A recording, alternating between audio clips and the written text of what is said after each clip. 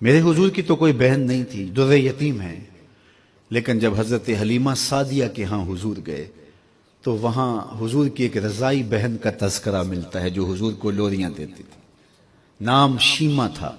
تو شام کے وقت جب خواتین کھانا پکانے میں مصروف ہونے لگتی تو بہنیں ویر اٹھا کر کے باہر لے جاتی۔ ہر بہن کا خیال یہ ہوتا کہ میرے ویر سے سونا زمانے میں کوئی نہیں۔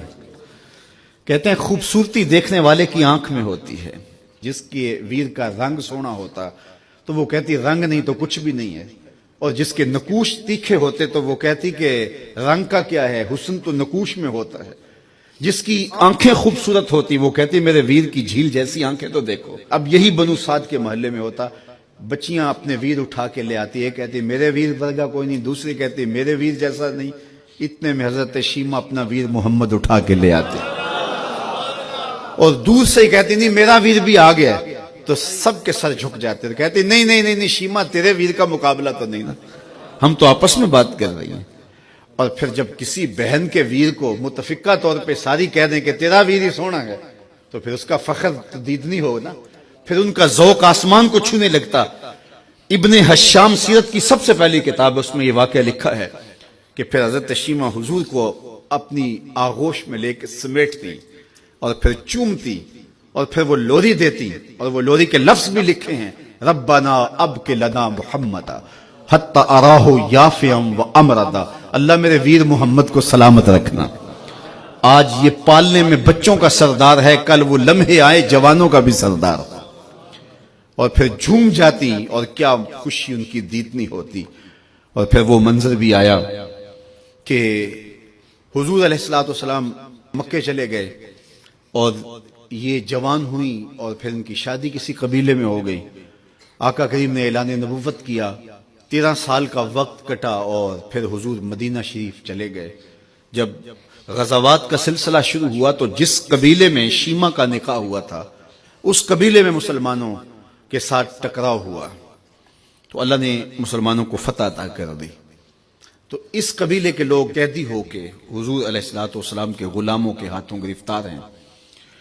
تو یہ اپنے قیدیوں کو چھڑانے کے لیے قبیلے کے سردار ایک ایک گھر سے فدیے کے لیے رقم جمع کر رہے ہیں۔ چلتے چلتے شیمہ کے گھر بھی پہنچے جو کہ ایک عمر کا حصہ گزار چکی تھی، اور جا کے کہا کہ اتنا حصہ آپ کا بھی آتا ہے۔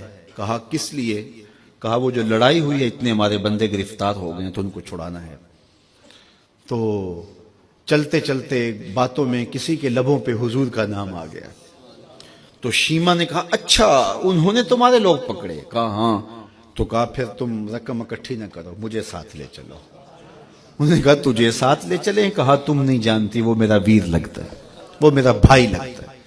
قوم کے سرداروں کے ساتھ حضرت شیمہ حضور کے نوری خیموں کی جانب جا رہی ہیں اور صحابہ ننگی تلواروں سے پہرا دے رہے۔ یہ مکی دور تو تھا نہیں، یہ مدنی دور تھا۔ اور شیمہ قوم کے سرداروں کے لے کے جب آگے بڑھنے لگی نا تو صحابہ نے تلواریں سونت دی، رک جا اے دیہاتی عورت، جانتے نہیں آگے کوچہ رسول ہے، آگے بغیر اذن کے جبریل بھی نہیں جا سکتے، تم کون ہو؟ تو شیمہ نے جو لفظ کہے وہ لفظ نہیں ہے۔ اس نے کہا خلو سبیلی وَعَلَمُوا انا اخت نبیکم، میری راہیں چھوڑ دو، تم جانتے نہیں میں تمہارے نبی کی باجی لگتی ہوں۔ تلواریں جھک گئیں، آنکھوں پر پلکوں کی چلمنے آ گئے، راستہ چھوڑ دیا۔ حضور کے خیمہ نوری میں داخل ہوئی تو حضور نے دیکھا، پہچان لیا، اٹھ کے کھڑے ہو گئے۔ فرمایا بہن کیسے آنا ہوا؟ آپ کے لوگوں نے ہمارے کچھ بندے پکڑے ہیں، چھڑانے آئی ہیں۔ تو فرمایا بہن تو نے زحمت گوارا کیوں کی؟ تو پیغام بھیج دیتی میں یوں ہی چھوڑ دیتا، لیکن تم آ گئی ہو، اچھا ہوا ملاقات ہوئی۔ پھر حضور نے قیدیوں کو چھوڑنے کا اعلان کیا اور کچھ گھوڑے اور چند جوڑے حضرت شیمہ کو حضور نے تحفے کے طور پہ دیے۔ ویروں کے دروازے پر بہنیں آئیں تو ویر خالی تو موڑا نہیں کرتے، تو حضور نے بہت کچھ عطا کیا اور پھر رخصت کرنے خیمے سے باہر آئے تو صحابہ کی جماعت منتظر تھی۔ فرمایا صحابہ جب میں قیدی چھوڑا کرتا ہوں میری عادت تمہیں معلوم ہے کہ میں پہلے تم سے مشاورت کیا کرتا ہوں، آج ایسا موقع آیا کہ میں تم سے مشاورت بھی نہیں کی اور قیدی بھی چھوڑ دیے۔ کہا جو چاہیں آپ کریں، لیکن کیوں مشاورت نہیں فرمائی؟ حضور اگر ارشاد فرما دیں تو فرمایا اس لیے کہ میرے دروازے پہ میری بہن آ گئی تھی۔